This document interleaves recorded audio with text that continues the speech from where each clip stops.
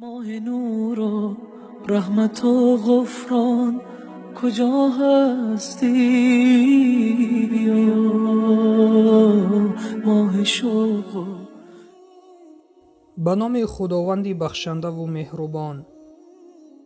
از انس خداوند از او راضی باد روایت است که وقتی پیامبر صلی الله علیه و سلم نزد خاندان در مهمانی افطار می نمود چنین می گفت: روزداران نزدتان افطار نمودند، طعامتان را نکوکاران تناول نمودند و فرشتگان بر شما فرود آمدند. روایت احمد و بیهقی. رمضان أهلا بك رمضان نرقى بك رمضان. علما در شرح این حدیث می گویند پیامبر صلی الله علیه و سلم در حق افطار دهندگان دعای خیر می کرد و آنها را یادرس می نمود که روزداران طعام شما را تناول نمایند، زیرا آنها مردمانی نکوکارند.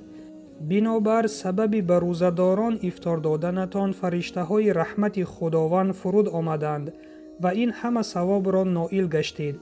پیامبر صلی الله علیه و سلم توسط این حدیث مؤمنان را برای افطار دادن روزداران و کسب ثواب آن تشویق و ترغیب نموده است. همچنین این حدیث نبوی بیانگر آن است که هنگام افطار نمودن روزداران فرشته های الهی نازل می شوند و دعای خیر در حق افطار دهندگان و روزداران می نمایند. رمضان أهلا بك رمضان نرقى بك. برادر و خواهر ایمانیم، از مضمون این حدیث به ما معلوم گشت که پیامبر صلی الله علیه و سلم به دادن افطار تشویق و ترغیب کرده است و این معنای آن را ندارد که اگر قدرت نداشته باشی قرض گرفته افطار بدهی.